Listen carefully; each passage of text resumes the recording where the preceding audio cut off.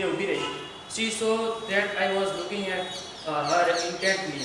મેં તેની સામે ધ્યાનપૂર્વક જોયું. But at first she pretended not notice. પણ તેણે પહેલી વખત એવું ઢોંગ કર્યું કે તે જોતી નથી. She had a pale skin. તેની સ્કિન બહુ ફીકી હતી. Shiny black hair. તેના બાલ બહુ Friends, welcome here in Bharat Education Center. Mr. Ankit is giving us ideas how he learned how to speak in English and how to read in English very well. Listen him.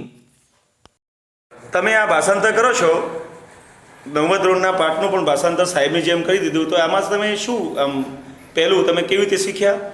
બીજું ભાષાંતર કરો છો ત્યારે તમને રમત જેવું લાગે છે કે ભણતર જેવું લાગે છે કે કંટાળો આવે છે કે જાતે આમ કામ કરવાની ઈચ્છા થાય છે કે આવું તમારા ભાવો વ્યક્ત કરો.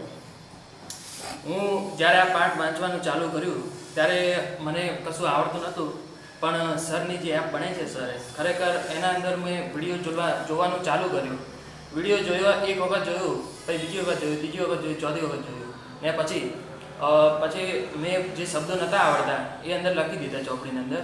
અને પછી હું અહીંયા જ્યારે બોલવા આવ્યો ત્યારે જે અમુક શબ્દ નહોતા આવડતા, પણ જ્યારે આપણે વાક્ય બોલીએ ને તો ત્યારે ઓટોમેટિક અંદર આવી જાય ને ખબર ના પડે કોઈને.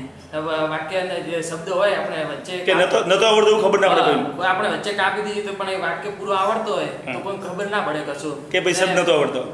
ને આ સરને જે ભણાવવાની જે આ બધું ઓનલાઈન પ્લેટફોર્મ મૂક્યું છે એનાથી બહુ જ હેલ્પ થઈ છે. અને જ્યારે હું અહીંયા બોલું છું ત્યારે પાઠ વાંચવાનું ચાલુ કરું છું ત્યારે હજી પણ મને લાગે છે કે મારે પોતાની અંદર ઇમ્પ્રુવમેન્ટ કરવાની જરૂરત છે.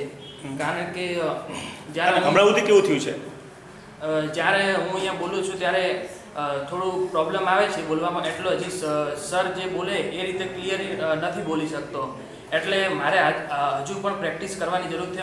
મને એવું લાગે છે કે આના ઉપર હજી મારે વધારે હજુ વાંચવું પડશે અને વધારે એના ઉપર પ્રેક્ટિસ કરવી પડશે. ને મેં આટલા બધા પાઠ કર્યા છે તો મારે જે બોલવાની જે વાક્ય ઇંગ્લિશમાં બોલવાનું હોય એ બહુ સરળ થઈ ગયું છે. અને જ્યારે સર મને કહે છે બોલવા આવ તો ત્યારે હું અહીંયા આવીને બોલી જાઉં છું, પણ થોડું ગભરાટ થાય છે એટલે એના લીધે થોડું ડાયવર્ટ થઈ જાય છે એમ. એટલે હજુ મારે પ્રેક્ટિસ કરવાની જરૂર છે અને સર પોતાના તરફથી તો બહુ પ્રેક્ટિસ કરી રહ્યા છે અને મારે પ્રેક્ટિસ કરવાની જરૂર છે. સર જે પણ વસ્તુ તમારે જોતી હોય ડિજિટલી સર તમારે 24 કલાક તમારી સાથે રહેશે. અને સર તમારે જ્યારે પણ જોવું હોય એપ ખોલીને જોઈ લેવાનું અને સર તમારી સામે જ હોય. એટલે સરને તો પૂરો પ્રયાસ કરે છે, પણ વિદ્યાર્થી કરે કે ના કરે એ પછી એના ઉપર છે. અચ્છા, તમને જે તમે કીધું કે તમારે પ્રેક્ટિસ કરવાની જરૂર છે, પણ એમાં તમને વિશ્વાસ છે કે હવે અહીંયા સુધી પહોંચ્યા છીએ તમે સરસ ભાષાંતર કરી શકો છો? અમને તો એવું લાગે, સ્ટુડન્ટ્સ કહે છે તેમ કે સાહેબને જેવું ભાષાંતર કરો છો તો હવે તમે જે કરવા માગો છો એ અચીવ થઈ જશે એવું વિશ્વાસ આવ્યો છે? મને તો એવું લાગે જ છે કે હું આ પ્રેક્ટિસ કરતો રહીશ તો આ તો અચીવ થઈ જ જવાનું છે. એમાં કશું મોટી વાત નથી. જે પ્રેક્ટિસ છે એ માણસને પરફેક્ટ બનાવે. Practice make main perfect.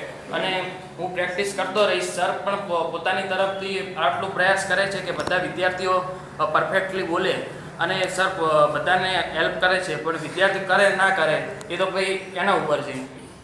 Bus sir. Very nice. Okay, now I can speak in English very well. જય હિન્દ, જય ભારત, ભારત માતા કી જય. મિત્રો, ઇંગ્લિશ એ આ વર્તમાન સમયની માંગ છે અને અંગ્રેજી શીખવામાં બહુ અઘરું પડે છે એવું લોકો કહે છે. પરંતુ ભારત એજ્યુકેશન સેન્ટરમાં તમને કશું જ ન આવડતું અંગ્રેજી છતાં પણ 1 મહિનામાં કોન્ફિડન્સ આવી જશે અને લખતા વાંચતા સમજતા આવડી જશે. અગર તમને ઇંગ્લિશ વાંચતા સમજતા આવડે છે તો તમને બોલતા આવડી જશે, એ મારી ખાતરી છે. So welcome to learn here. By.